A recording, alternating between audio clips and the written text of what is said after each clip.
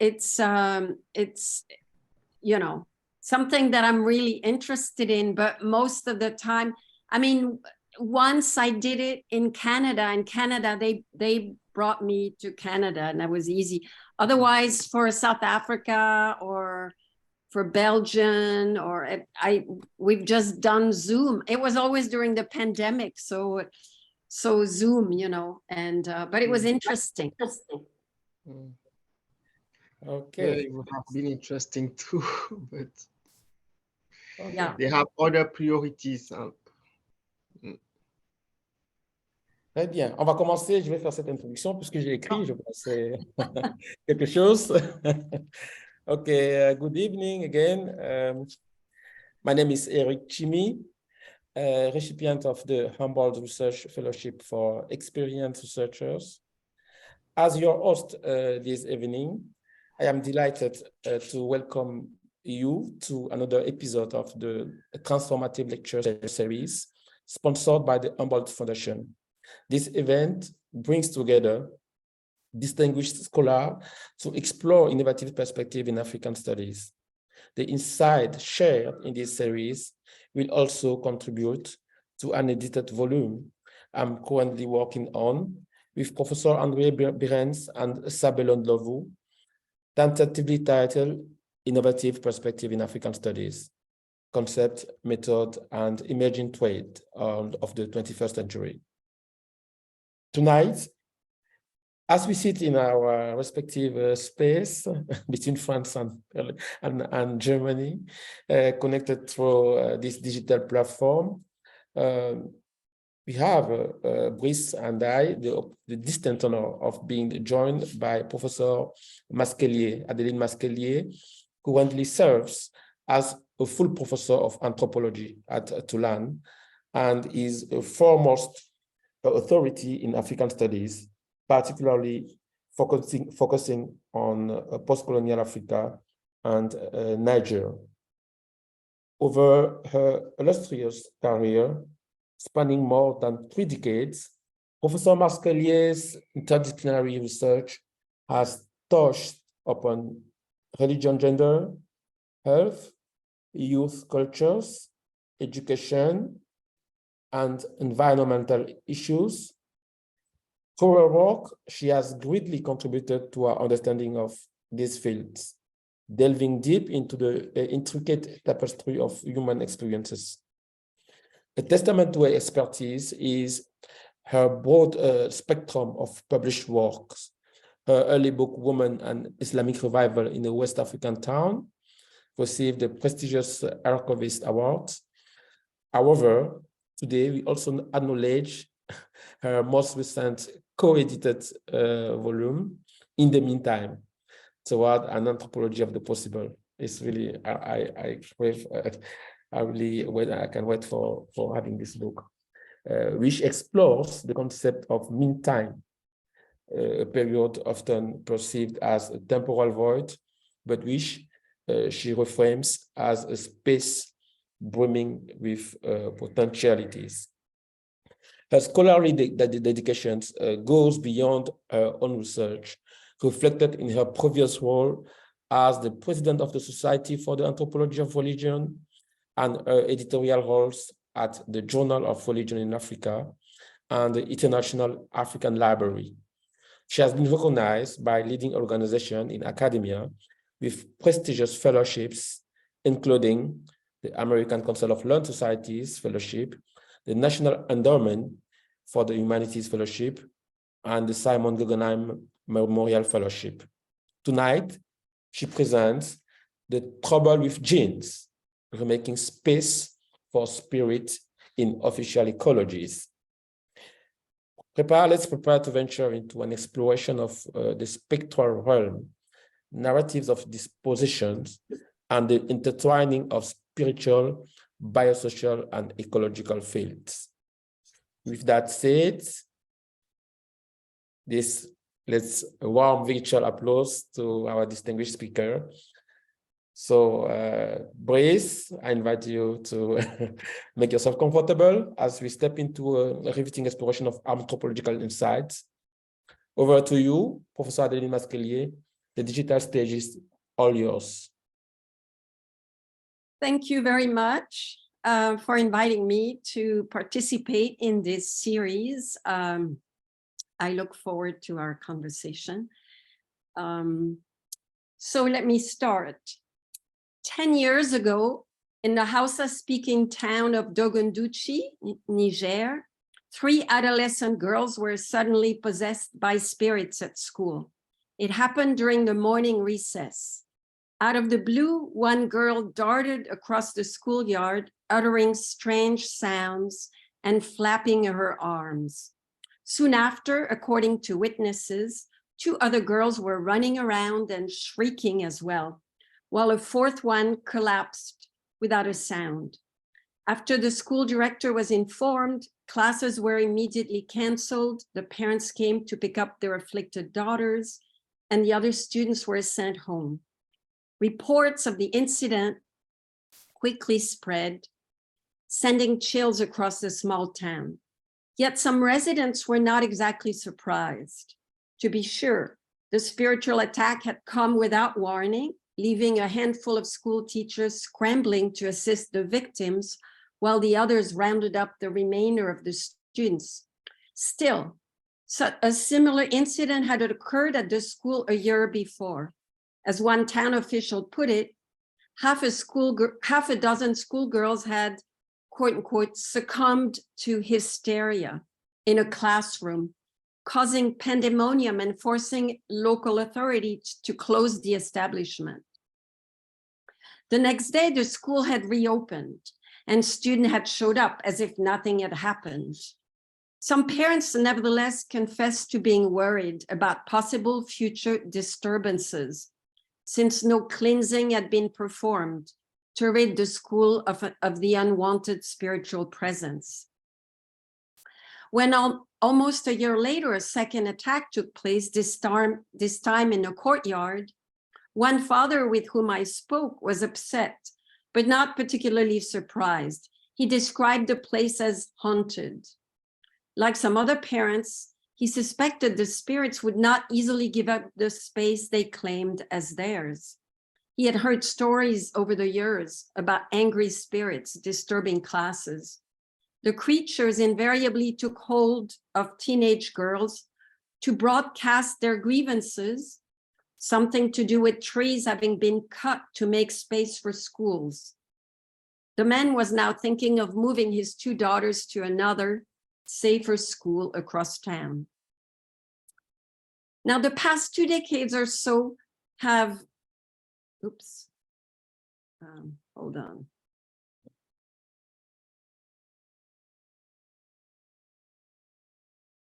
The past 2 decades or so have witnessed a remarkable number of episodes of mass possession in secondary schools across Niger.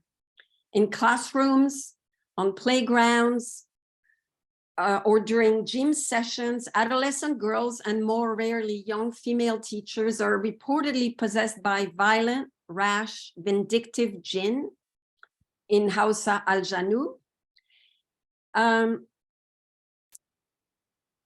claiming to have been wronged in a distant past. Possession can spread uncontrollably if left unchecked. Minutes after a girl shows signs of being overtaken by a spirit, others in her vicinity will start shaking, moaning, running, or jumping, or thrashing around, or losing consciousness. And before long, half the classroom has succumbed to possession. In 2006, a television crew captured an outbreak of mass possession involving as many as 50 schoolgirls. The incident was broadcast on Télé Sahel, Niger's primary television channel. The mayhem that ensued compelled local authorities to close the school until religious specialists could cleanse it of evil influences. Now, episodes of mass possession typically provoke deep alarm. Paradoxically, in some schools, they're said to occur with such regularity that some teachers take them to be an inescapable part of school life, something they just have to put up with. Even so, This girls' screams and disorderly behavior often produce significant turmoil, forcing local authorities to shut down the school until further notice. Teachers I spoke with have complained that owing to the number of class days lost to the spirits, they struggle to fulfill the state's academic requirements. Some years they must rush through the program of study or even skip part of it. Now, besides disrupting school life, the possession of schoolgirls forces people to confront a past many would rather leave buried. The possessing creatures' grievances center on loss. When the trees they inhabited were cut to make rooms for school, they were displaced. So now they possess schoolgirls who are made to suffer their suffering.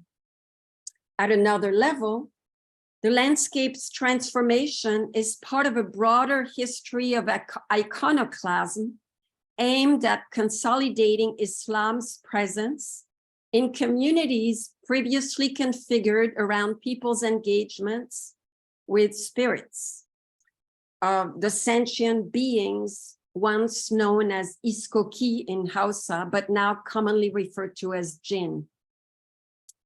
So in a not so distant past, Ecologies were classified by people as their cousins, because in a myth of origin, we're all born of the same primordial couple.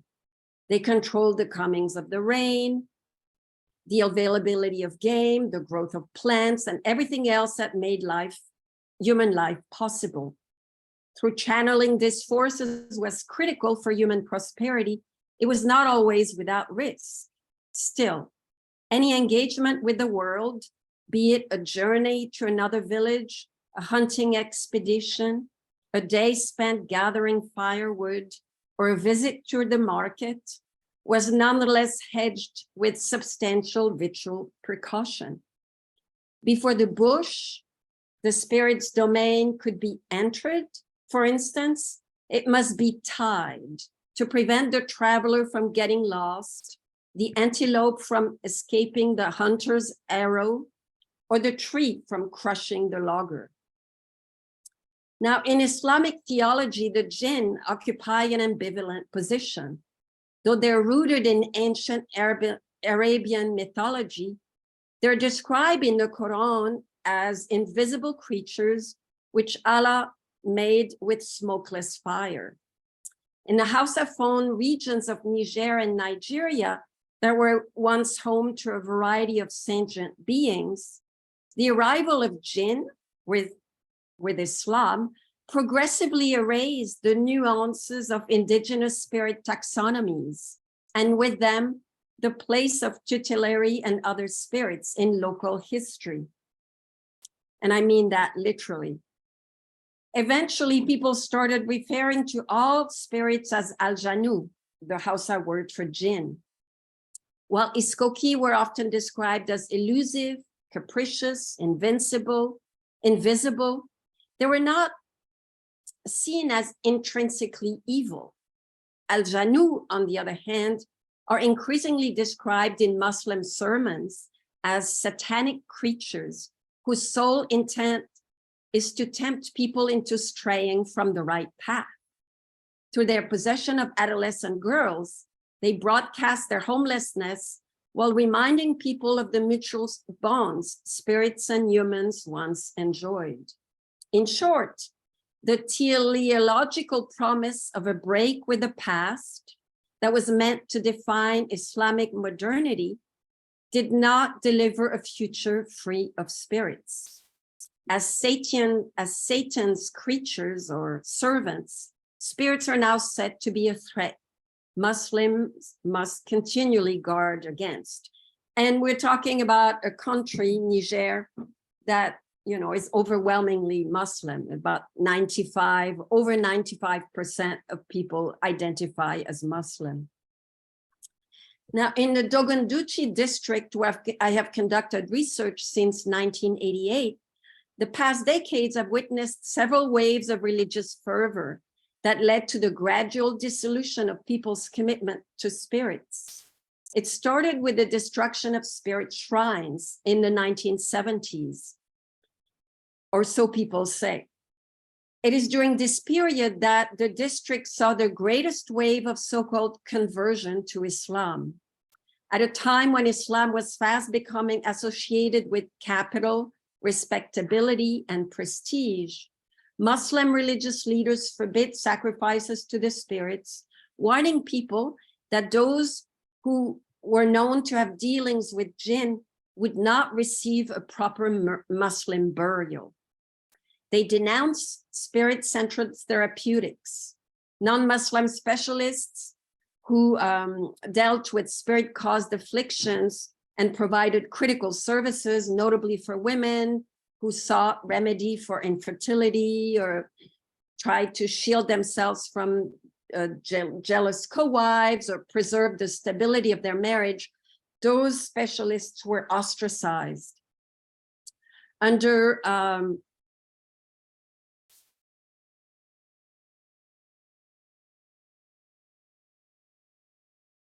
this revisionist assault aimed at purifying Islam of cultural accretions, the landscape that once pulsated with invisible forces became an inert backdrop against which human agency with Allah's support could be deployed.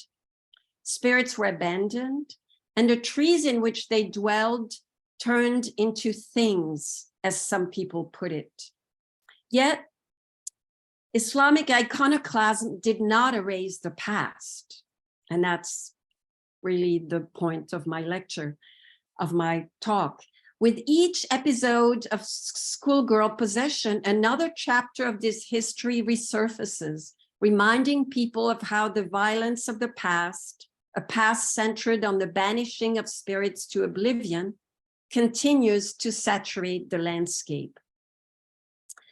Now, what might the biographies of spirits and ghosts, whose lingering presence in schools, hospitals, and other social terrains point to disjunctive temporalities, tell us about how people imagine the past and come to terms with it? So in this talk, such a question frames my discussion of ruptured landscapes and enduring traces of violence, to highlight the inadequacy of conventional models of history for grasping certain narratives of possession and haunting. Some scholars write of the ghosts of the past to summon the zeitgeists of historical transitions. In their narratives, ghosts and specters are mere figures of speech aimed at grasping the stubborn legacy of past epochs. An alternative approach that acknowledges the vitality of ghosts and other spiritual entities and treats apparitions as empirical rather than allegorical presences, provides insight into ordinary people's attempts to grapple with colonialism, iconoclasm, environmental disasters, and other historical transformations.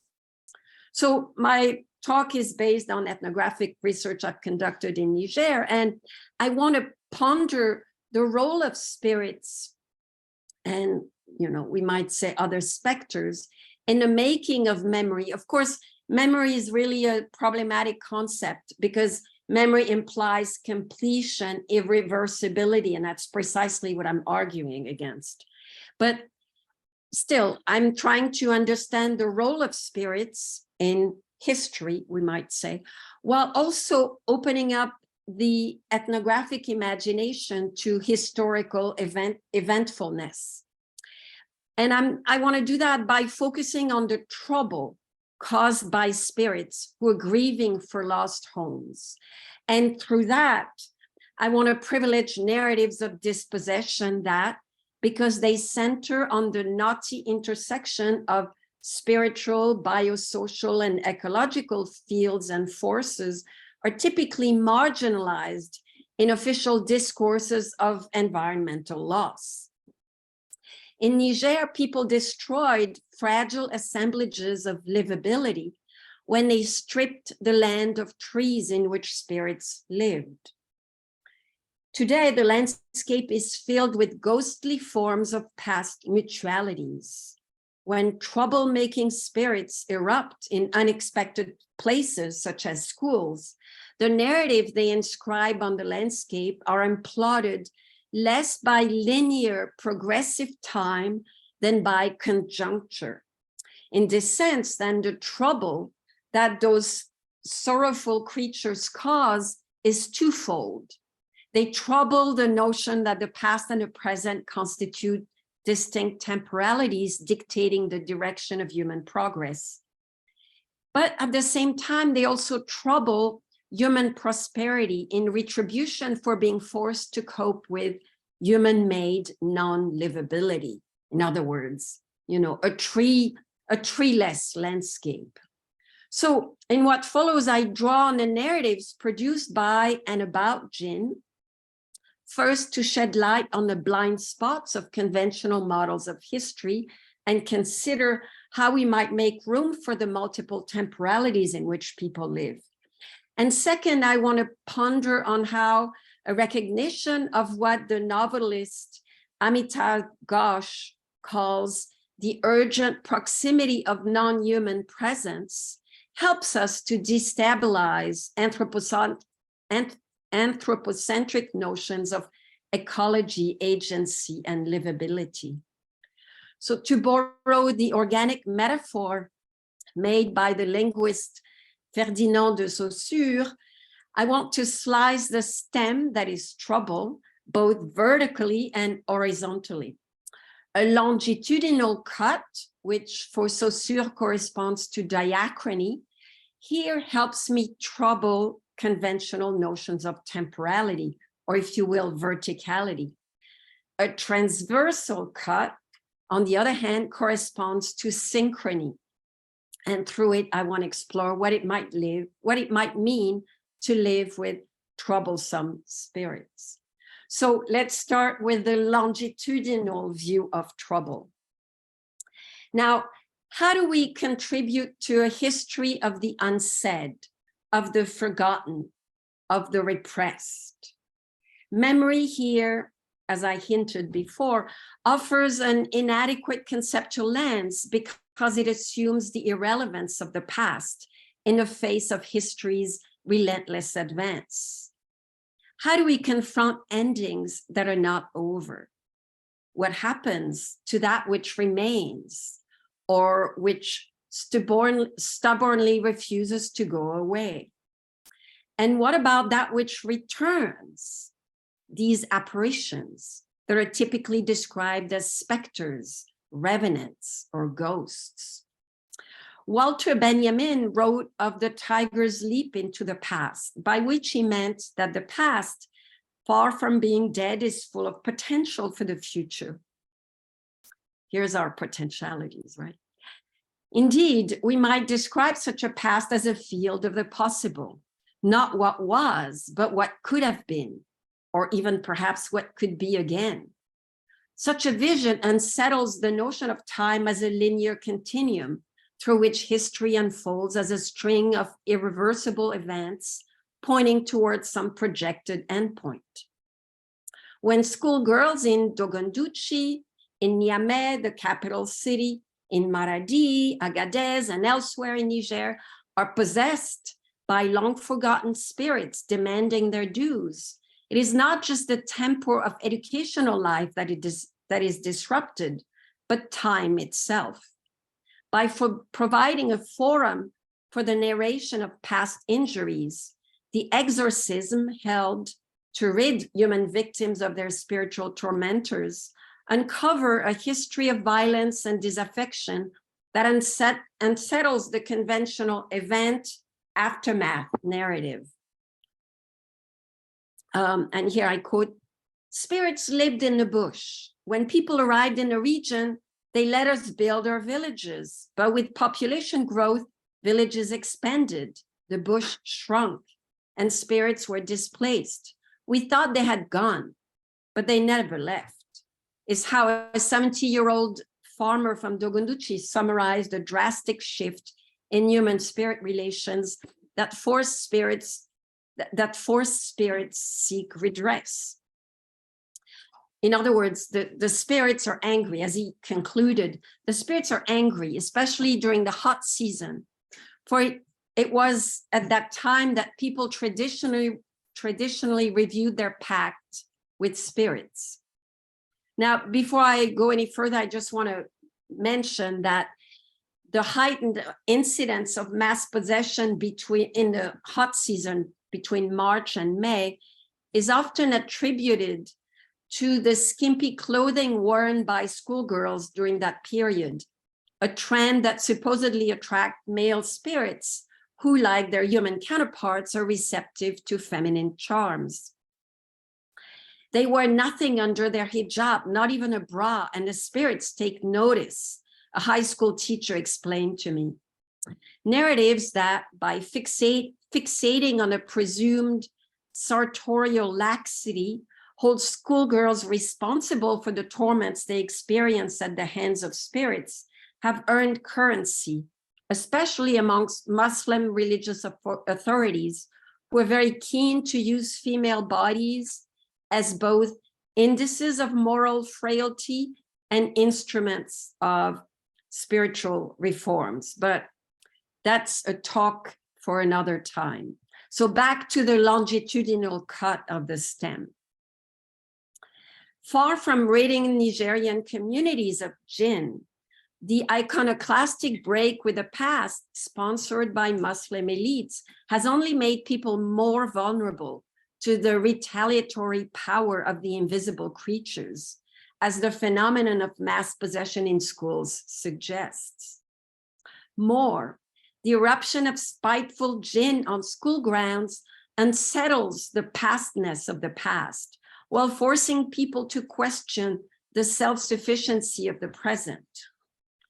When the past is treated as unfinished business, instead of being experienced as a passé composé that has safely ended, it turns into an imparfait that lingers. What anthropologist Michael Lembeck, in his study of the role of history in Malagasy spirit mediumship, calls a past imperfect. Grasping the imperfectness of the past requires setting aside conventional Eurocentric understandings of time as a linear continuum of distinct instant, if you will, a series of successive nows, to embrace instead a model of time that acknowledges the unseamlessness of the past, present, and future. As the father who is thinking of moving his two daughters to a different school made clear, places where time returns are experienced as haunted. Now, haunting has frequently been used by social theorists as an allegorical device to capture the stubborn legacy of past epochs. So Marx wrote of past traditions waiting like a nightmare on the conscience of the living. Jacques Derrida discussed the specter that disrupts our notion of linear time. In Niger, an overwhelmingly Muslim country, references to haunted places are not mere figures of speech. Haunting, for most Nigerians, is a natural, in a sense of familiar, phenomenon. Haunted places are those places inhabited by spirits, places where we would prefer not to encounter spirits. Sometimes called the hidden people, spirits are invisible, yet potent creatures. They may go about their lives quite oblivious to humans, or they may demand attention, causing trouble if their requests are ignored, though they also protect people when provided for. According to sociologist Avery Gordon, what's distinctive about haunting is that it's an inanimate state in which a repressed social violence is making itself known, sometimes very directly, sometimes more obliquely.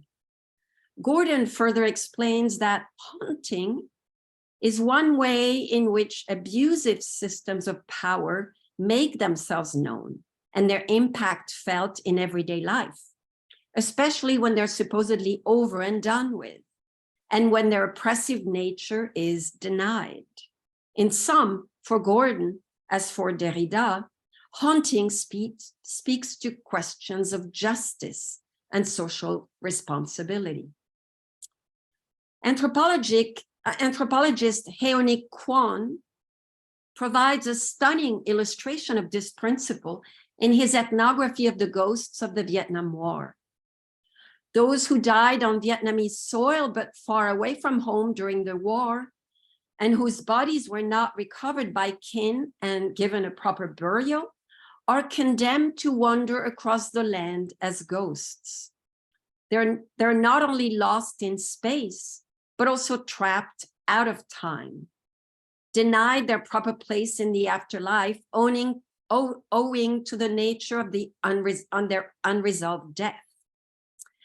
As Kwon shows, they're not metaphorical representations of historical violence, but real creatures who can interact with the living and even forge long-term relationships with them, all for the purpose of escaping their status as ontological refugees once their earthly bodies are located.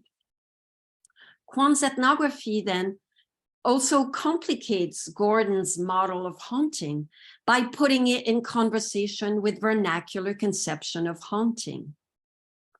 The Nigerian case that I deal with similarly suggests that haunting works to make visible a repressed social violence. In this case, the relegation of spirits, iskoki, to oblivion through the repression of all forms of engagement with them. To describe a Nigerian school as haunted, then, is to acknowledge the presence of the past, a past that calls upon the presence with commanding resolve. It entails a recognition that the place is infested with spirits who may, at any time, seek redress for past wrongs and will not cease until they receive satisfaction. The oppressed past, Gordon observes, is neither linear, a point in a sequential procession of time, nor an autonomous alternative past. In a sense, it is whatever organized violence has repressed and in the process formed into a past, a history remaining nonetheless alive and accessible to encounter. And that is the crux of the matter. So it's this history that must be retrieved and made to matter, I would argue. The problem is that, like the subalterns, the sentient beings that populate the Nigerian landscape have been written out of history by the politics of dominant forms of knowledge making. As hidden creatures, they exist beyond the bounds of human perception, and therefore beyond the bounds of that which we apprehend as empirical facts through the language of science and secularism. In short, they are made structurally invisible. Now, this invisibilization is what historian Dipesh Chakrabarty argues scholars must write against by acknowledging, quote, the presence of the divine or the supernatural, end quote, in histories of human beings and belongings, and by making space for narratives in which, as he puts it, humans are not the only meaningful agents. Recognizing that history writing is secular, linear, and has problems in, quote, again, handling practices in which God, spirits, or the supernatural have agency in the world, end quote, Chakrabarty encourages us to attend to what he calls the breach that the stories of godly or ghostly intervention make in history's systems of representation, end quote. So for me, you know, as an anthropologist, making room for multiple intersecting knowledges, temporalities, and agencies entails attending to that which may disrupt the certainty of what is known, what I know. It means making space for uncertainty, inconsistency, and contradiction, rather than aiming for comprehensiveness or resolution.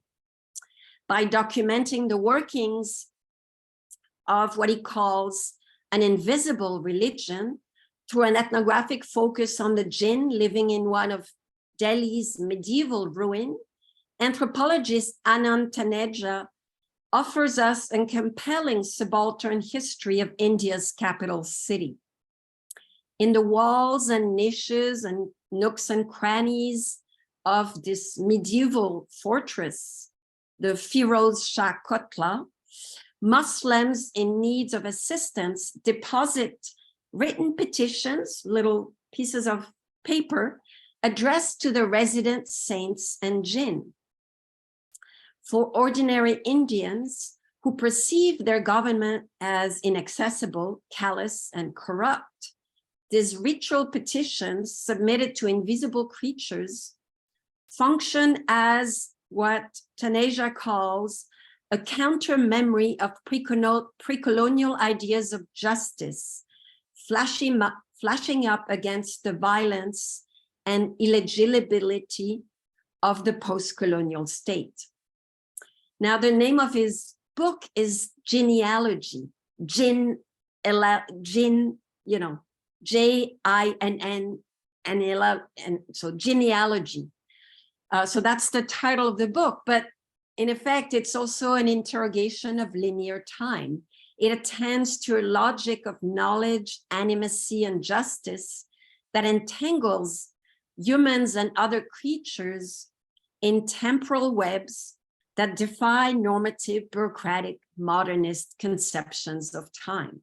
And it's also a wonderful book, one that I would recommend to anyone interested in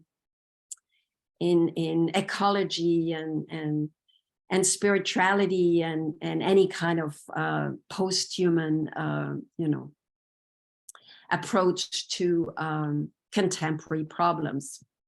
But back to my story. At one level, taking seriously how in Niger, haunting connects schools, spirits, and people means acknowledging that the mutually constitutive relationship between humans and other than human worlds is not under human control, even when human intentions seem to dominate. An issue I will return to in the second half of my talk. At another level, it also means rejecting models, as I've been sort of, I think, hopefully making clear. It means rejecting models based on this irreversible, sequential, unidimensional temporalities for grasping how people inhabit time. Spirits are not easily dislodged from the places they haunt. With the support of local authorities, headmasters may invite exorcists to rid schools of their lingering presence, but one can never be sure the procedures are entirely successful. Spirits are obstinate, unyielding, deeply attached to places. They may withdraw momentarily only to return where least expected. So you can never, you know, be sure.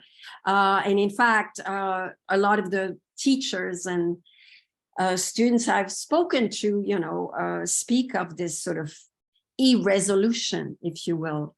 The fact that the past always continues to resonate into the present in a form of a looming menace, right? Before possession attacks even take place, they're already anticipated as the recurring offshoots, the afterlives, if you will, of a violent, iconoclastic past.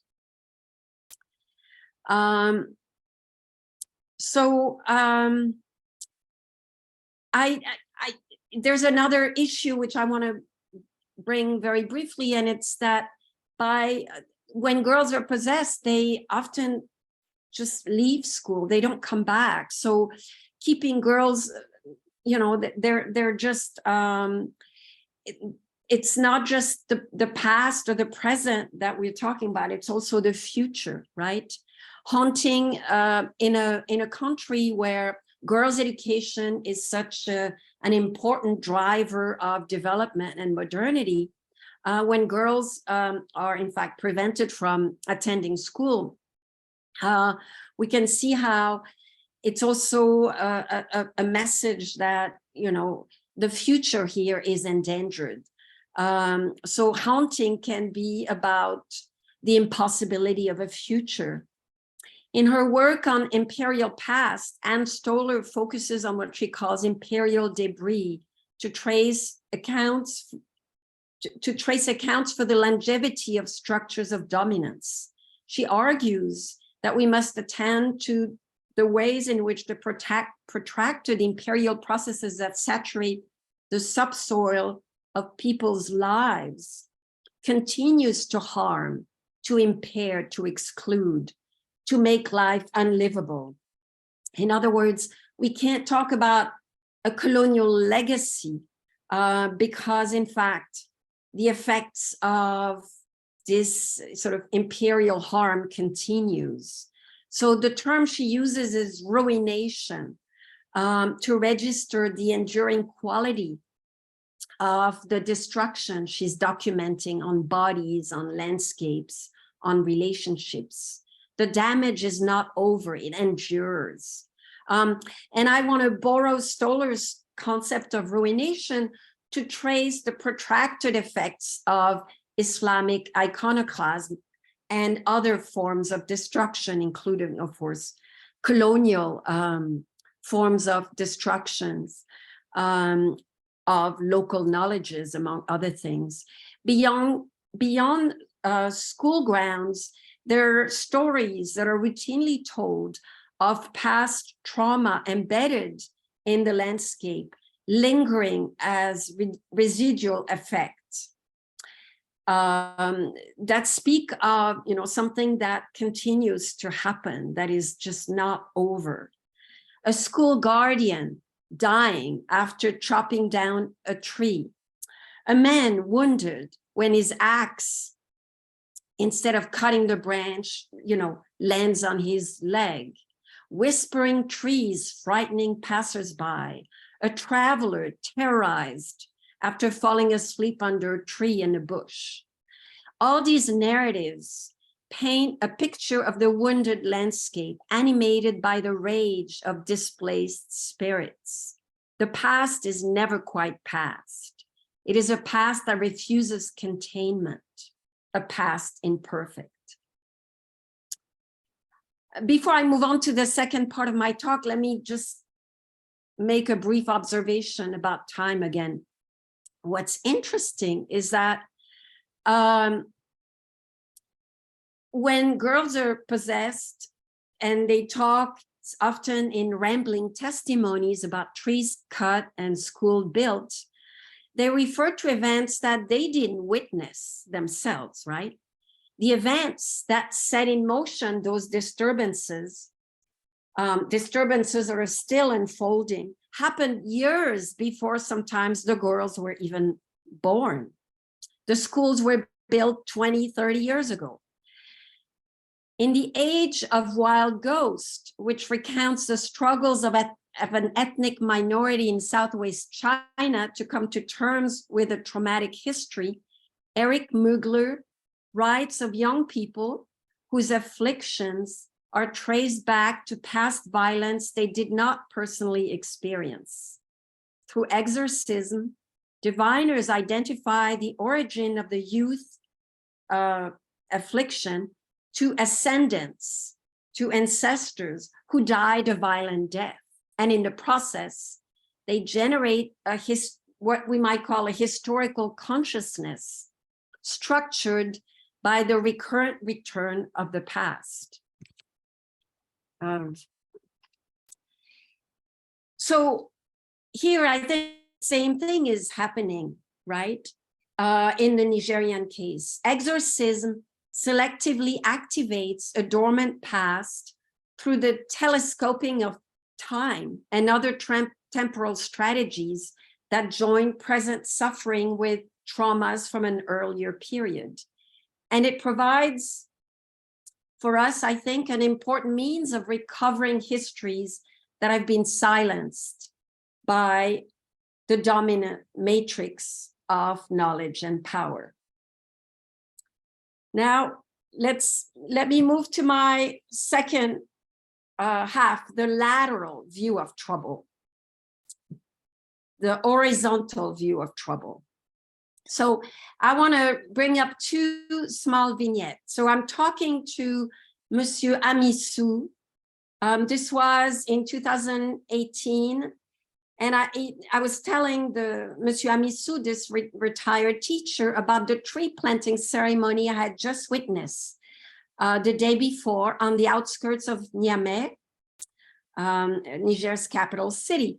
On August 3rd, it's the Fête de l'Arbre. It's also Niger's national holiday. During that day, Nigerians are encouraged to plant trees and organize events to raise awareness of ecological issues. And in a country which is 2/3 desert, while the rest receives just a smattering of rain, wresting subsistence from the land can be a precarious enterprise. And in the past half century, deforestation combined with the severe effects of drought have stripped vast swaths of land of vegetative cover, impoverishing the soil and imperiling Niger's population, 80% of whom depend on subsistence agriculture. I think my vision is, you know, the sun is setting here, and I'm going to move because, hold on, just, yeah.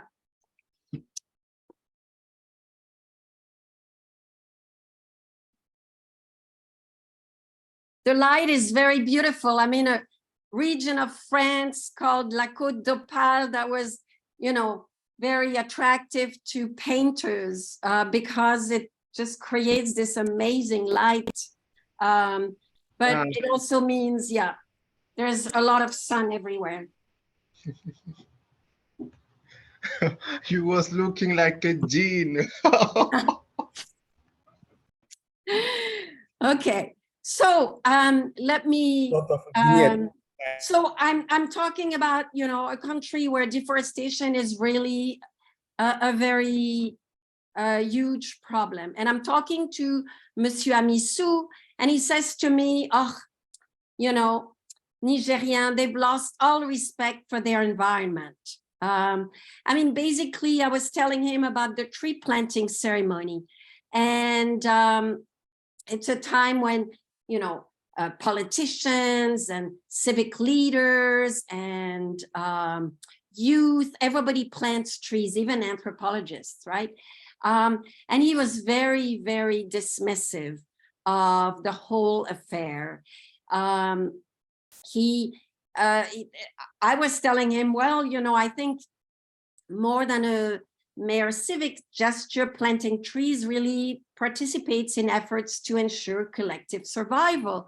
And he was very dismissive of my vision of things and painted instead a very dire picture of Niger's environmental challenges, telling me that young people didn't care.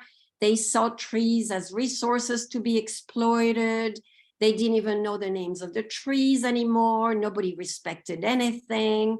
They had left their heritage. They cut all the trees for firewood to make money. And so he concluded by saying that the country was becoming a desert. And so that was his vision of Niger. And, you know, he was a former teacher who had trained generations of young people, and he was very pessimistic. Now, contradicting this very gloomy assessment, another narrative I want to sort of bring up focus on the dramatic land regeneration that's being made possible by a low-cost agroforestry technique, and paints a very hopeful picture of Niger's environmental future. I first heard about it from a development worker who told me about it and said that this was a way to, in fact, reverse desertification, and that entire regions of the country had been regreened. So what happened is that after the devastating droughts of the 1970s and 1980s in the Sahel, governments were encouraged to plant trees. And of course, most of those trees died. It was a failed experiment. And after that, rather than planting trees, farmers were encouraged to restore what is called underground forests of dormant stumps, and basically manage those naturally occurring trees for sustainable use. Trees that are being cut, but the roots are still there. And if you let them grow, they will grow back into trees. So this technique is known as farmer-managed natural regeneration. And it was pioneered, in fact, in the Maradi and Zender region of Niger, thanks to foreign expertise and funding. And so when the suckers grow from what are, of course, indigenous trees, we're not using exotic trees that are going to die. And when they're managed rather than cut, they minimize soil erosion, enhance biodiversity, and revitalize degraded soil, ultimately enhancing crop yield. And of course, they can provide fodder, so they serve as income for farmers and can, buffer the impact of drought years. And apparently, it's been a very impressive experiment. By 2006, some 5 million hectares in Niger's southern edge had been regreened. And we can see it on satellite imagery that shows that previously bare patches of savanna are now covered with trees. So it seems to be a very significant step forward. Now, the contrast between the two narratives I've just mentioned, one lamenting, the detrimental impact of poor land management, the other celebrating the restorative capacity of new farming techniques, is quite striking. On the one hand, you have this defeatist narrative, and in fact, it's invoked by people who, it animates population control initiatives in Niger who operate on the presumption that the Sahel's fragile ecology cannot sustain high human density. So the World Bank, for instance, very much going this way. The optimistic narrative, grounded in the salvific potential of scientific knowledge, on the other hand, endorses this notion of a bright ecological prospect for Niger. And it's been reproduced by all kinds of foreign experts who are, trying to hail sustainable farming as the path to a greener future for Africa. But where then do the stories of vengeful spirits, whispering trees, and injured loggers fit in? I initially tried folding those stories I've been hearing for the past 30 years into one of those two meta-narratives, right? What would it mean, for instance, to approach these stories as instances of what Monsieur Amisou described as the country becoming a desert? Well, the notion that young people know nothing about trees, their uses, including medicines, actually really contradicts my experience. Young people know a whole lot about trees. Meanwhile, the eco-optimism of agroforestry experts who have, amongst other things, branded a tree that is called Gawo in Hausa. They've branded it a miracle tree that will regreen Africa. This actually ignores the multiple challenges that farmers I spoke with face in this dust-choked region, where the rains regularly fall short and the land draws comparisons to an old infertile woman. In fact, a lot of people told me that the Gawo, this supposed miracle tree, is dying in some communities. So the trees are dying, but people don't know why. One could brush off this issue as just a minor inconsistency that doesn't invalidate the tremendous victories achieved elsewhere against desertification. But it's precisely these kinds of inconsistencies with official narratives that interest me. I want to take seriously the words of ordinary people striving to make a living from the land in an age of accelerated climate change, even if it means disrupting the certainties advanced by experts. And what about disappearing trees, injured loggers, and spirits grieving for lost homes? Rather than getting things right, I want to ponder agencies, relationalities, and trajectories in ways that resonate with people's practices of engaging with and making sense of the world. So, taking seriously the stories unfolding through people's fragile world making requires neither giving in to defeatism and the apocalyptic ending it portends, nor embracing the view that everything's getting better. But in fact, instead opting for staying with the trouble, as Donna Haraway puts it, by attending to the experience of those who stay with their troubles, because that is all they can do as they stitch together irregular livelihoods in the face of economic precarity, variability, and environmental damage. Now, trouble is an ambiguous yet capacious term that designates a wide spectrum of happenings, ranging from modestly consequential events to phenomena such as global warming, whose massive scale puts them beyond our experiential reach. But trouble is also a handy referent, in fact, precisely because it can summon a variety of objects, right? Or even hyper objects. It's a handy referent for what Marisol de la Cadena calls the anthroponaut scene, the kind of world-making practices that transcend the division between humans and non-humans, even as they're forced to operate within the distinction between humans and non-humans. And so in the district of Niger I work in, the anthroponaut scene, not scene, N-O-T-S-E-E-N, that's sort of a play on words. The anthroponaut scene comprises people's entwinement with the spirits that were once referred to as Iskoki and that are now assimilated as the Jinn of the Quran. And so I want to consider those entanglements through an ecological lens, but without trying to pin them down as part of some larger narratives about either things going badly or things getting better.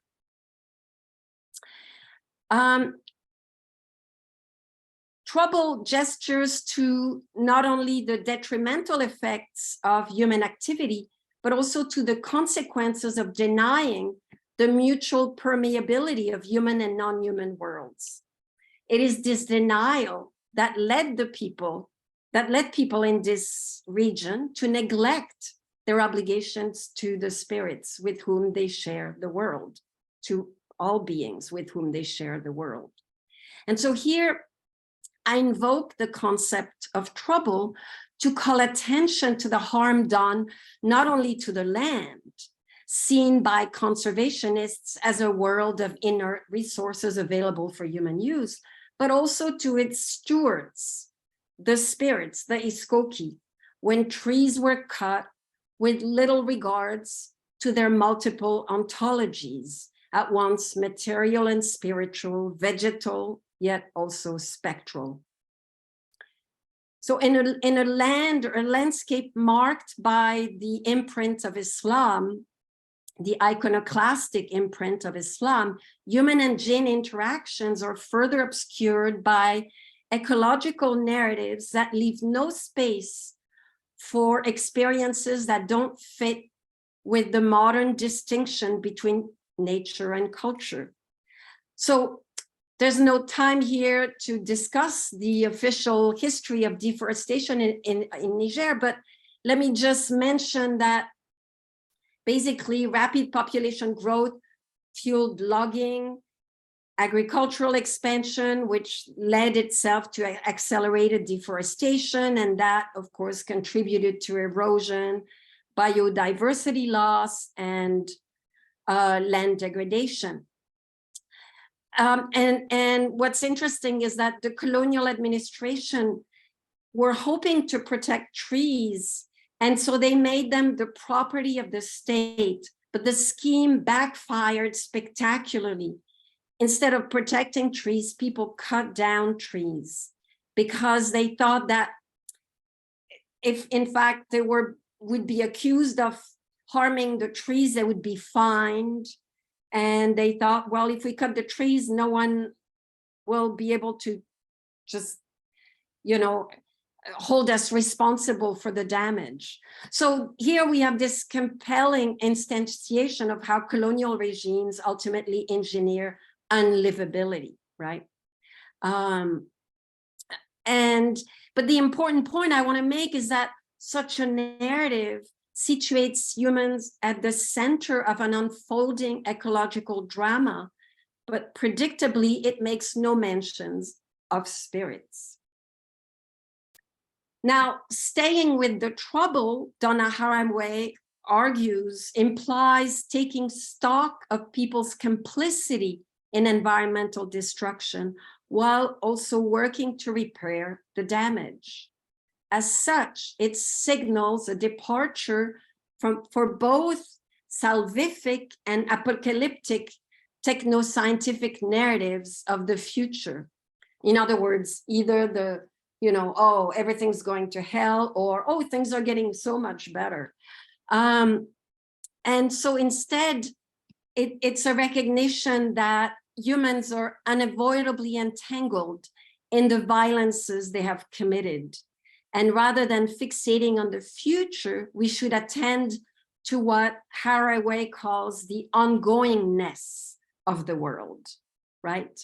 The ordinariness, the everydayness, what's happening now underground. Now, what does staying with the trouble mean for farmers, loggers, herders, and others who have no choice but to forge on, even as they must cope with the consequences of environmental degradation? Amongst other things, it means recognizing that humans are entwined with jinns, I think, as I hope I've made clear.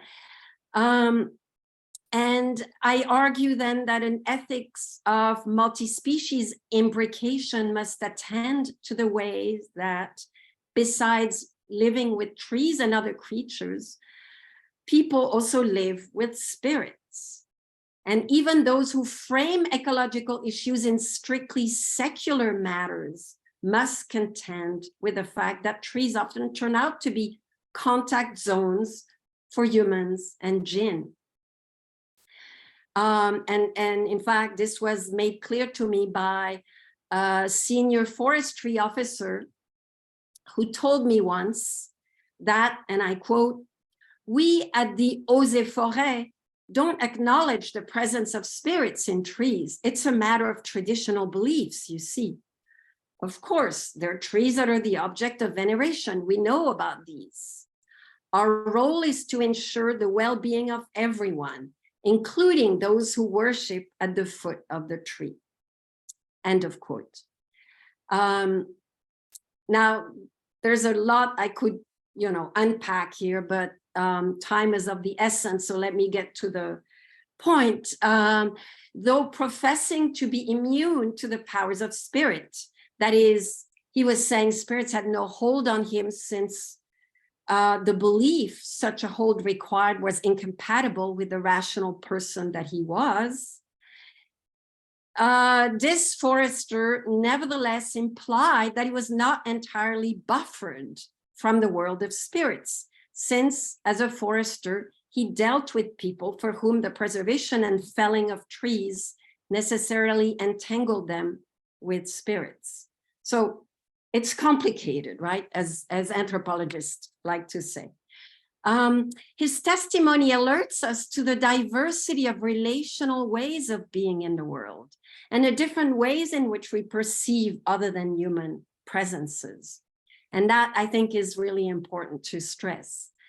It is also a warning that relying on belief to describe the nature of human encounters with spiritual agencies is constrictive. For as Diana Espirito Santo and Who is Blindness observe, if beliefs have effects, effects also produce beliefs, as well as entities of all kinds. Now, in the past, as I was saying earlier, spirits, they're called creatures, Mutan and Daji, creatures of the bush in Hausa. They went about their lives oblivious to human presence unless they were directly solicited, in which case the support they lent to people's projects was predicated on the expectation of a lasting, mutually beneficial connection. Now, this is not to say that the relations between spirits and humans were invariably harmonious. Still, fatal encounters with spirits were rare, or so people say. In fact, low population density and small human settlement translated in fewer chances that people would bump into spirits, causing offense or injury. With the human footprint progressively encroaching on the savanna, spirits have found themselves increasingly unable to avoid people, especially after their trees were chopped down to make space for human projects. And now they react violently when disturbed by humans who express neither compunction nor contrition. The land, some people say, is filled with angry, sullen spirits longing for retribution. It's not just the bush. Towns have become dangerous since they expanded in places occupied by spirits. In schools, in markets, spirits are everywhere, a villager observed. Now, the felt intensity of a place may alert someone to the presence of a spirit, a growing discomfort, a feeling of dread, a shiver, the rustling of leaves in the wind. All are synonymous with a wrongful sense of place. But it takes a certain attunement to detect a spirit's presence. Now, some people say, oh, they speak of a heaviness, masunawi in Hausa, a density, a discomfort that almost translates as an inability to move. Others talk about the fact that the hair on the nape of their neck rises, which basically tells you your body's in a state of panic. You haven't figured it out yet, but your body knows. Other people talk about places being hot in a sense of dangerous, intense. So the traveler, the hunter, the herder doesn't notice he's intruding on another's space until he hears a whisper, a cackle, a hiss, which, if he has any sense, he interprets as a warning it is time to leave, in fact, to run. In this era of enforced cohabitation, spirits must routinely remind humans of their suffering presence. But when they strike, it is to avert being injured by people or in reaction to an injury they sustain themselves. Living with spirits thus means living with the possibility of trouble. How am I doing on time?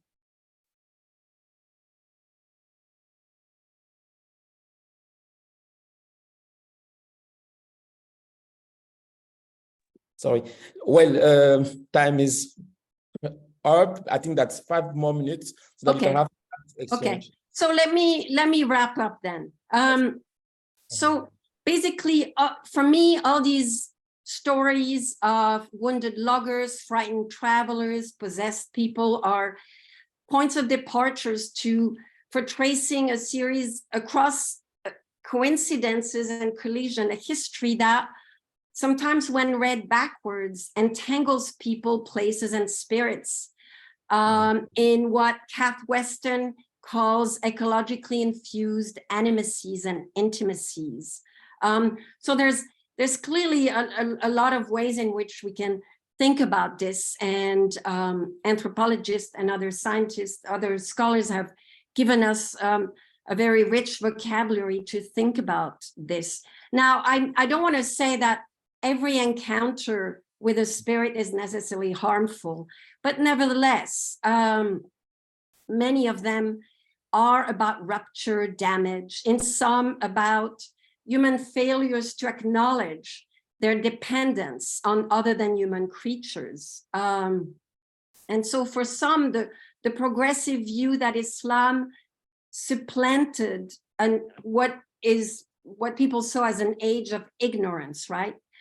Actually coexists very uneasily with a sense that something has been lost, something has been irretrievably lost. And this sense of loss, in fact, beyond the dissolution of human spirit bonds, is achingly captured in the language of ecological destruction. By stripping the land from trees, people destroyed fragile assemblages of livability. And so I could go on about all this, but let me just conclude then. The post-humanist turn has made clear that landscapes cannot be dismissed as inert matter in which humans can extract resources in the name of progress. Yet, save for few exceptions, scholars rarely acknowledge the existence of spirits in the multi-species assemblages they study as they trace the evolving forms that relationality and responsibility take.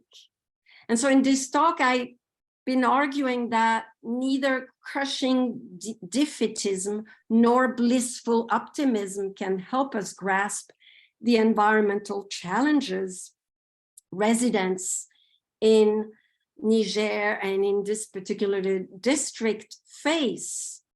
The alternative, staying with the trouble, means recuperating narratives that run counter to official histories and pondering what it might mean to live with spiteful, troublemaking spirits.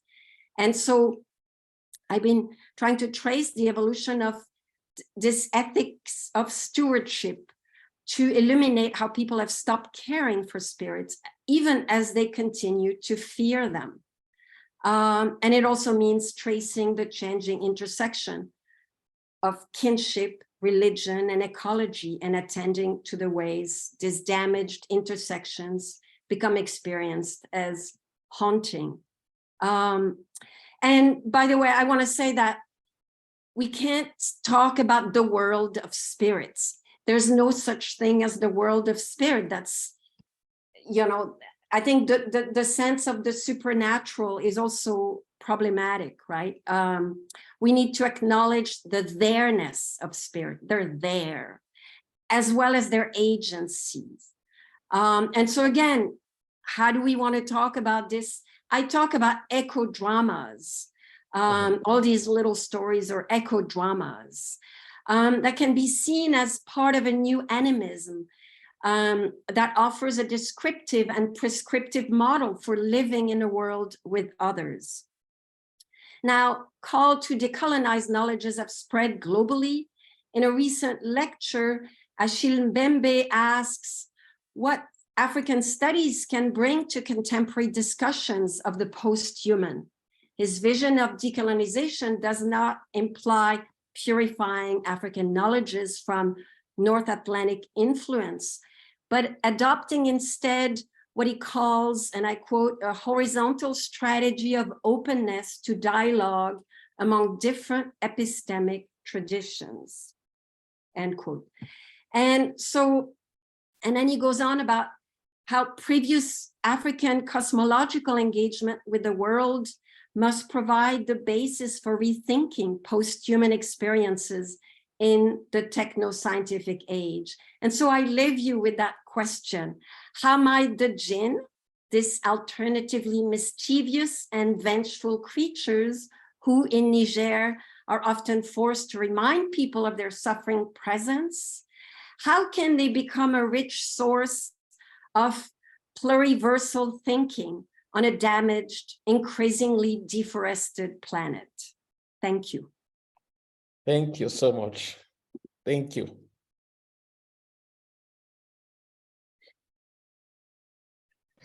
Okay. Thank you. Thank you, Adele. Thank you, everyone else. Is someone who joined us a bit later, and I'm going to just give a few highlights of what maybe he missed. Professor Masquelier joining us from the sunny La Côte d'Opale in Picardy, France, provided an exploration of the narratives of spirit possessions and hauntings in Niger.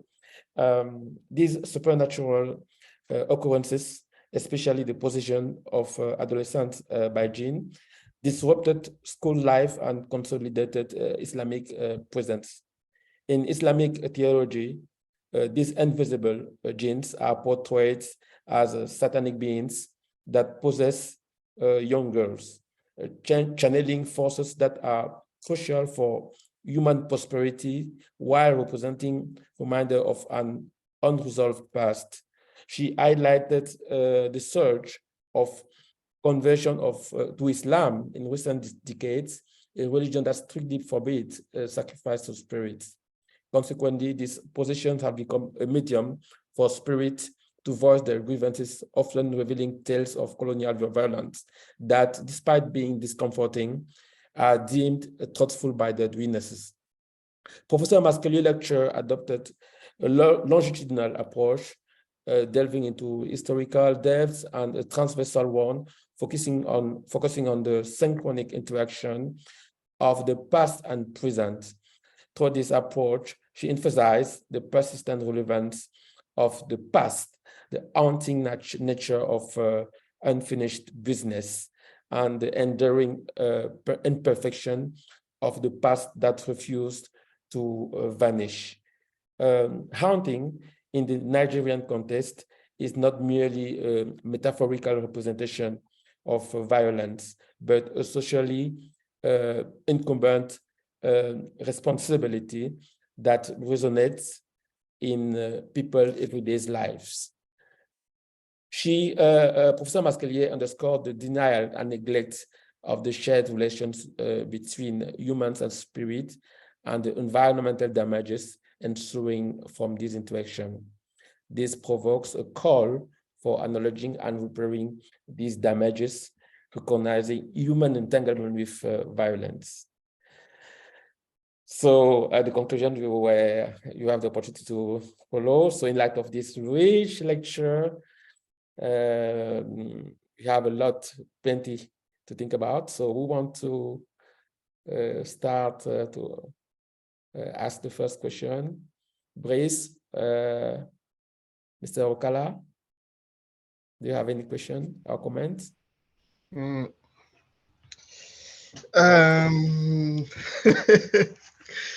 Thank you for this brilliant presentation. I have taken too many notes, and I'm very happy for what you have presented, because it really sounds similar to what I'm working on these days. First thing I want to highlight is I'm working on a specific disaster in Cameroon, and there are others. There are too many similarities with what you have studied in Niger. I called it eco-witchcraft. Eco-witchcraft, the way that people interfere with the environment. And it makes me think of something. I have too many questions. I don't know where to start. And yes, the way that people are haunted, schools are haunted with jinns, with spirit, all these things. And Which it, was something that was already even in Cameroon. I think that Jean-Pierre Warnier made a work about it. I'm not very, but I think that is something that is somehow familiar. I'm not very familiar with this kind of what she describes. Yes. Go ahead, please. yeah, So, there are too many stories like that in Cameroon that never dies. You have sometimes it disappear, then it come back, and you have the same work has been done by an anthropologist with the sex disappear. appearance. Yes, Jean-Pierre Bonhomme, voilà, Ah, les bonhomme. voleurs de sexe. Voilà. voilà. Yes. Yes. Thank So you. you have such narratives that really emerge, then disappear, then come back later. It really depends on the political context. And it's really Yes. important to see how the political context resurrect some narratives. My first question was about this spirit haunting school. Have you found some narratives about people known by this population, by these students, that do they see people that they know, like people dead, already dead, for example, that come back alive and haunt some places? Because in Cameroon, I'm working on a disaster that happened in 2016, a train accident, and you have the government that decided to build a very huge monument, and you have their people expressing their opposition with that monument because they think that it will be haunting their city. And you know, it's really at Ezeka, you have a nationalist, Ruben Umniobe, and you have a conflict between Ruben Umniobe, a dead man, a nationalist, a dead nationalist, with people who died in the train accident. And you have such narrative talking about the town being haunted by deaths. You have deaths like Ruben Umniobe. They say that he's still alive, and that sometimes they meet him, and that he's unhappy. He's unhappy that in their city they are building a huge a monument about foreigners, about strangers, people who living in Yaoundé, who took the train and came die in their city. So I want to know, did you find some narratives about this school being haunted by people known in these villages, known by populations, known by school, by students?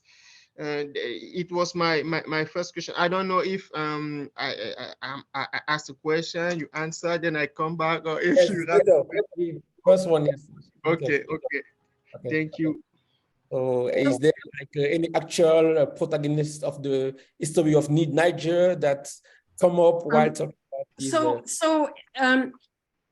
Haunting takes a particular quality in the sense that people always talk about spirits. Now, it's clear that there are spirits that were ancestors in a different time, right? People don't talk about that now, but certainly during the founding of human settlements, certain spirits were associated with lineages, and you had tutelary spirits, and up until the 60s and 70s, people still kept those altars, those shrines in their homes. So there was a certain kind of continuity, historical continuity through the lineage, and so the fusion between spirits and human, you know, you could speak about people. But typically, no, you do not see what you might refer to as ghosts. So when I talk about specters or ghosts, I'm referring to the literature, other people else, elsewhere who've invoked the terms.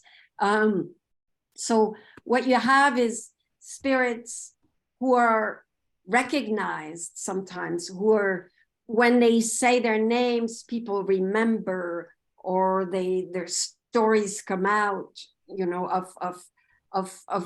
of how this particular spirit used to live here, has been here for 50, 100 years more, but they're not connected to human beings. So there are no apparitions of humans. Now, sometimes spirits take on a human appearance, right, to trick you.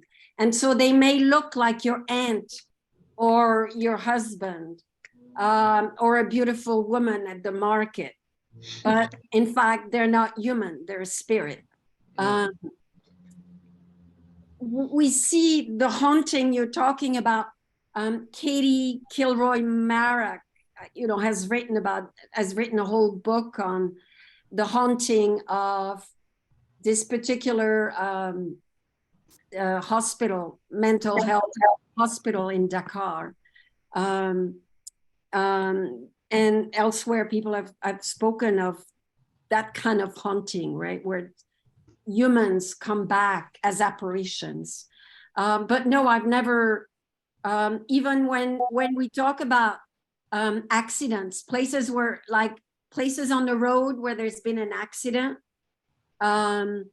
when something appears, when something dangerous is there, it's going to be a spirit, and it's not the dead appearing to the living. Okay. So it's a different regime of perception altogether, which I think is really interesting, because we need to accommodate, we need to create the kind of conversations that will, in fact, accommodate those kinds of pluralities of ways of thinking about the past. Okay. Excuse me, Boris, I have a question, but before asking my question, I was wondering if what you just said in response to Boris' concern could be seen as a frame within what you term as biographies of ghost and spirit. Does it? I was just thinking about it, but this is not my main question. But now my question is about your analysis that indicates that the endurances of spirits and the persistence in the present troubles, distinct temporalities of past and present.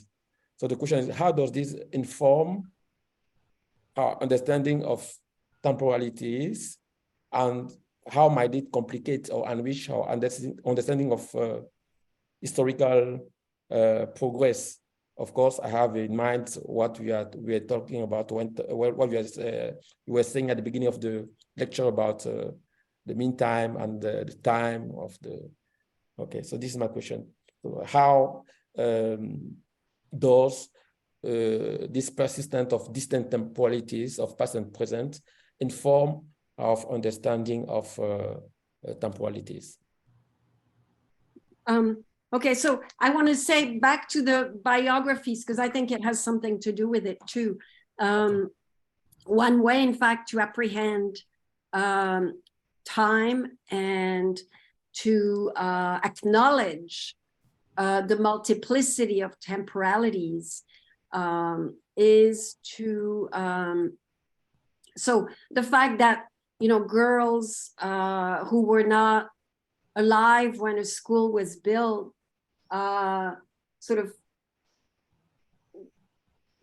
create those narratives. I mean, the spirits possessing them create those narratives about what happened here. Oh, there was an abattoir, a slaughterhouse, and oh, now it's no longer there, but we remember. And so again, sometimes it's difficult to think about how to talk about this. Do we talk about manufactured memory? I think that's the wrong term. How does the past become transmitted, both through possession, but in everyday life? How do younger generation apprehend what happened before? I think those are really interesting questions. And so the biography of spirits, I didn't have time to talk about this much, but I've written actually an essay on what happened in a school where a mason was fixing a wall. And in the process of fixing the wall, he let go of one of the bricks, and the brick fell on the ground, and it supposedly killed a baby spirit that was there. And so then he died because the mother spirit, in revenge, killed him. And then we have to, again, another thing I just touched on very, very briefly. One way to apprehend history is to look at exorcism and the kind of narrative identities that are creating through the stories, the interrogation of spirits who are asked all these questions. First, their names, because they have to have an identity, they have to be a person, they have to be a someone, to create around that a whole sort of history. And so when one of the possessed young teachers, I think it was a teacher, was exorcised, the stories came out of how the spirit had been there. She was actually from Nigeria. She had been brought back by her husband to Dogonduchi, lived there with her family. And then there's at first she didn't say anything. A wall was built. She didn't say anything. Mm-hmm. She tried not to be annoyed by the students in the courtyard. But when her child was killed, she could no longer abide, she could no longer stand it, and she had to take her revenge. And so what we see is that the story goes backwards.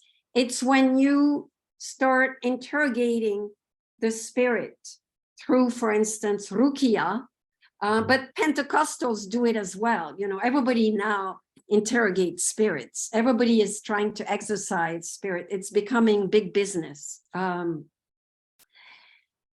A whole story unfolds backwards. And people will say, oh, yes, I remember. So it's those stories that I want to take seriously as part of, a new animistic understanding of the world that may help us think about what it means to live with others. I don't know, I'm telescoping a lot of things here, but I don't know if I've answered your question, but the idea that, the past is never over. Mm-hmm. You never know what might resurface. Mm-hmm. So it's alive in a certain kind of way. It has a presence, a potency, an openness. And the present is permeable enough that it becomes, invaded by this past and reshaped along the way, right? At least for some people. Not everyone, is interested in listening to spirits, certainly. School officials may not want to hear about this, but again, we need to make sense of the plurality of perspectives. Okay, this is passé composé and imperfect, the imperfectness of the past. So, Brice, do you have another comment? Or Brice? Okay, my last question maybe would be if yeah. Okay, go on. Okay, it was about the concept that of the trouble, and the trouble caused by spirits, and as an intersection of spiritual, biosocial, and ecological fields. So how does this this complex interplay reflect on contemporary issues? Of course, you've already elaborated on that, but I just want you to address it again in our conversation. How does it reflect on contemporary issues of environmental loss and climate change? The trouble, the concept of the trouble. Yeah. So the trouble, I'm both playing on the Hausa word here, wahala, which, in Nigeria, people, even in Lagos, where people don't speak Hausa, they speak, well, some do, but mostly Yoruba, right?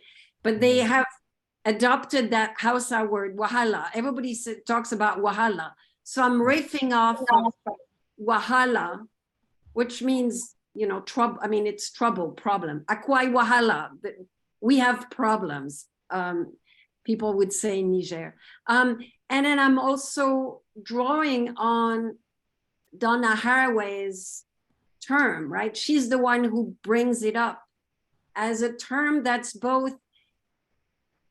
very capacious, because in some ways it's very vague. It can be anything. You can say, oh, he's looking for trouble, talking about a 5-year-old who's, just, I don't know, opening the fridge or undoing something that's been put away by his parents. But we can talk about those hyper objects like climate change or Anthropocene, right? This is trouble. It's a term that's capacious in a sense that it lends itself to a variety of uses, and we perceive it as such, so that we can make it do all kinds of things. It can be a noun, it can be a verb, it can be an adjective, troubling, troublesome. So I'm using that to both recuperate what I think are, the sort of idioms, the repertoires that are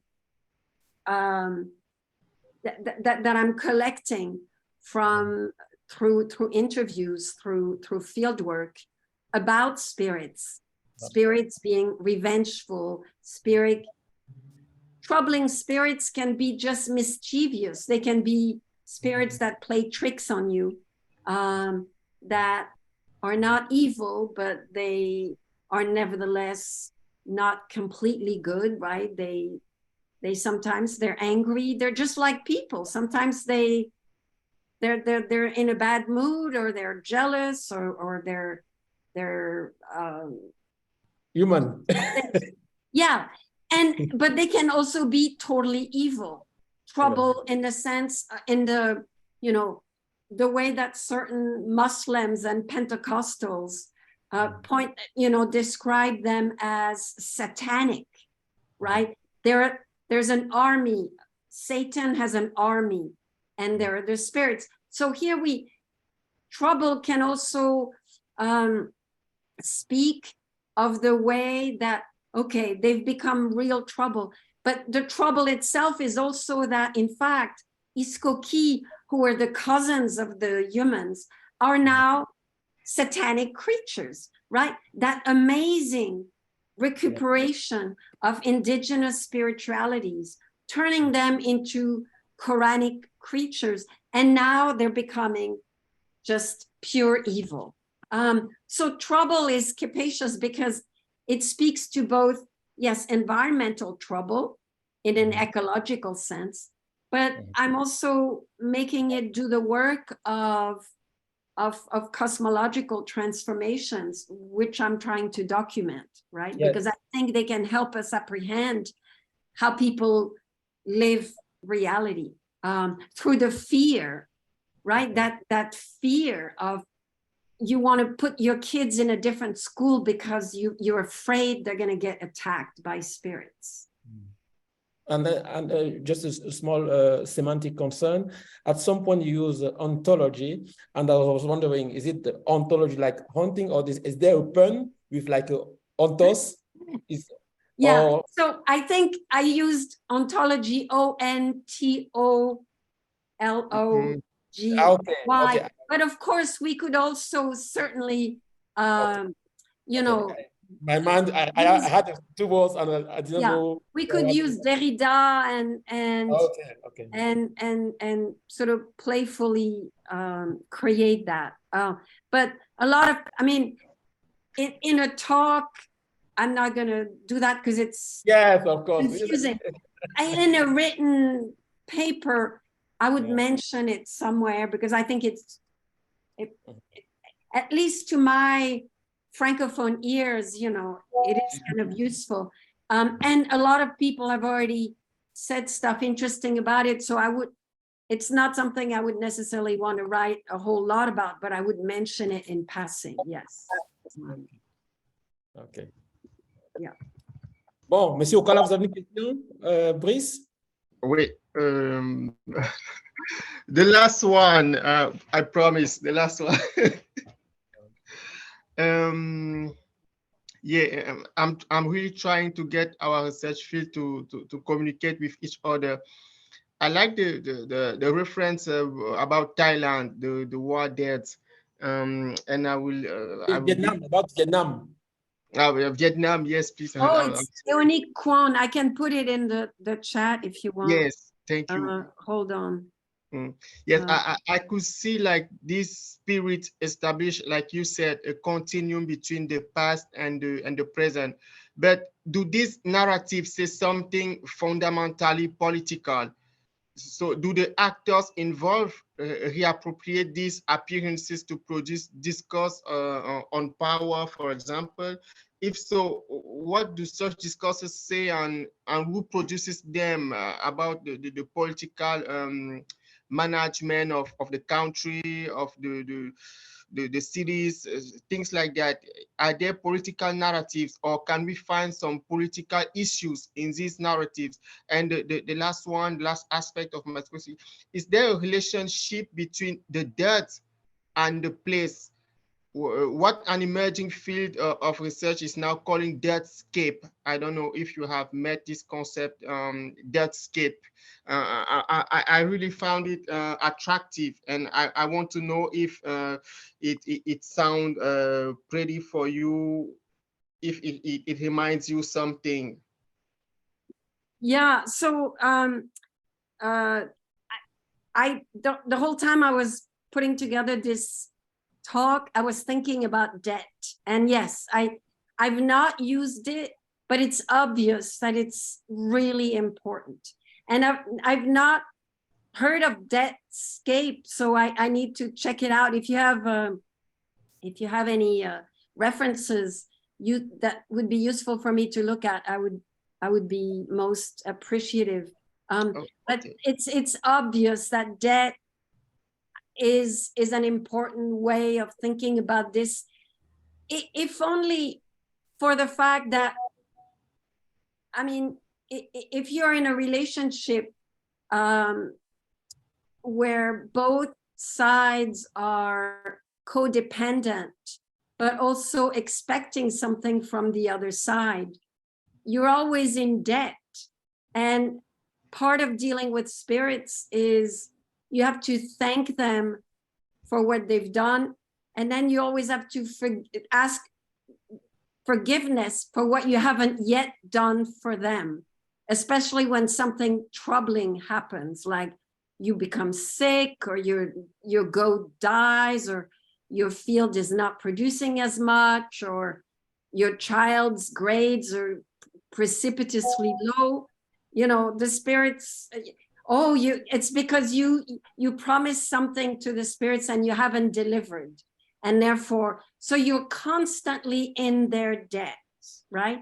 But acknowledging that debt is already getting halfway there. The problem with abandonment, if we want to use that word, you know, spirits being abandoned by people, this is sometimes how people use it, refer to it, is that you are no longer acknowledging any debt, right? You're saying, we don't owe them anything and they don't owe us. We don't need them. They're gone. And that is the problem.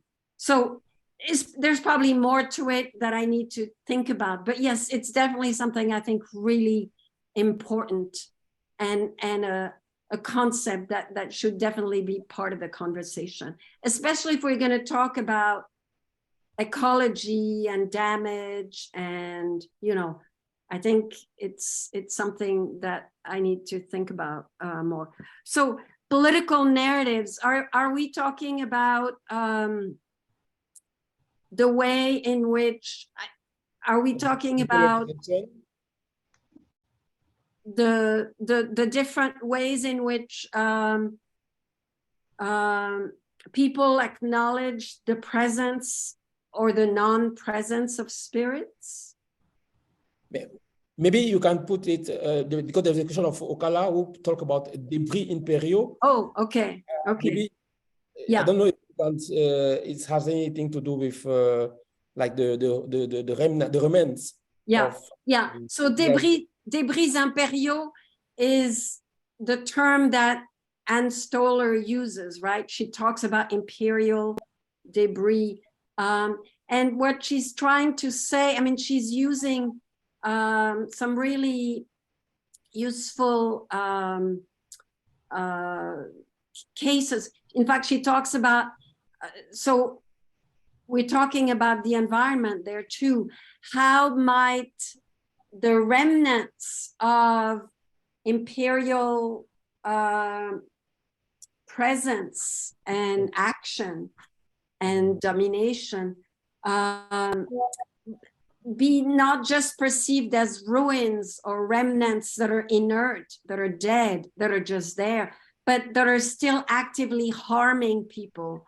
And she gives the example of Agent Orange in Vietnam that continued for generations to harm people, right? This defoliant that was supposed to just, you know, get rid of the leaves on trees so that the Americans could shoot the Viet Cong in the forests where they were hiding. And in fact, it polluted the rivers, the soil, created terrible harm to people genetically, all kinds of, you know, terrifying, harmful impact that lasted generations. I think it's still part of people's DNA. Elsewhere, she talks about, you know, ammunitions and ordinances in the Caribbean and elsewhere that are still there, or in fact, you know, plutonium remnants. I mean, you know, uranium is a good example of, you know, in Niger, certainly, of imperial debris, right? Because it's literally, it's like the spirits, it's invisible.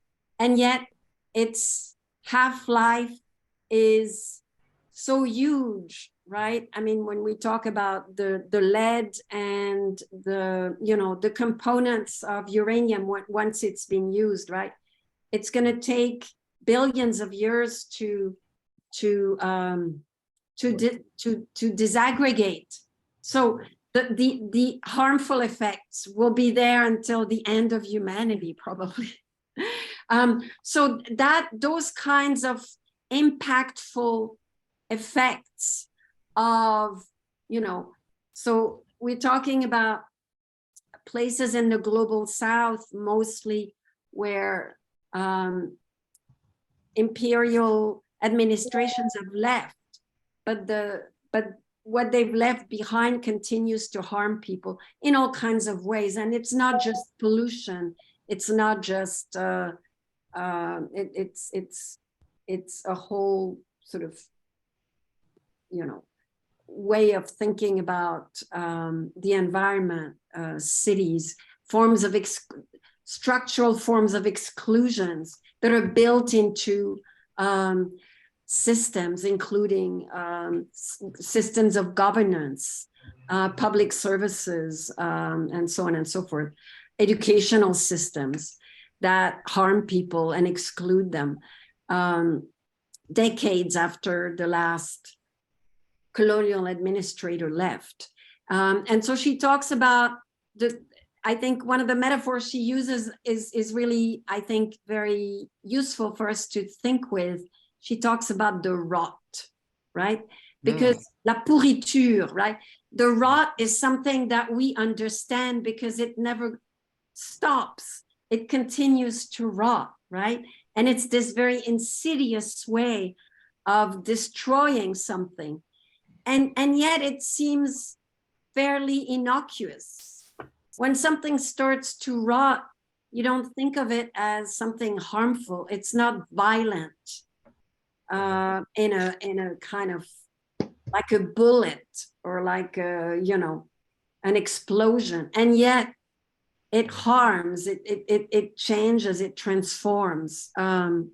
So I think to think about the way in which, far from thinking about imperial legacy, we need to talk about ruination. Ruination as something that is ongoing, right? It's a verb. There's a kind of vibrant violence to it. Yeah. Okay, thank you very much. Donc, on va applaudir pour elle. Merci beaucoup. Right. Thank you very much. Yes, It was thank you all for attending this session as part of our Transformative lecture series sponsored by the Humboldt Foundation. We have journeyed together through the spiritual landscapes of Niger, shedding light on histories, memories, and ecological narratives in a novel and deeply enriching manner, guided by Professor Adeline Masquelier. Thank you again. These insights are not about the people of Niger and their spiritual experience only, but they also speak volumes about humanity's broad historical consciousness and its relationship with nature. We look forward to continuing this exploration in our future sessions. Our deepest thanks to Professor Masquelier for sharing her profound knowledge and experiences, and to all of you, Brice and Okala, for your active participation and engagement. Until we meet again, let's keep questioning, exploring, understanding the world and its many layered narratives. Thank you. Thank you. Bye-bye. Bye. Bye. Thank you. And I hope I get to see you all again at some point. I enjoyed the conversation. It was great. And tell us what, I couldn't attend the last one, unfortunately. I had an, you know. I'll keep you posted for the Okay, wonderful. Thank you again for inviting me. It's been quite enjoyable. And thank you for you know, thank you to Brice? Brice and Okala, is that? Yes, that's it. For attending, and good luck with your projects, and I'm sure we'll be in conversation and meet again at some point. Thank you. Bye-bye. Bye.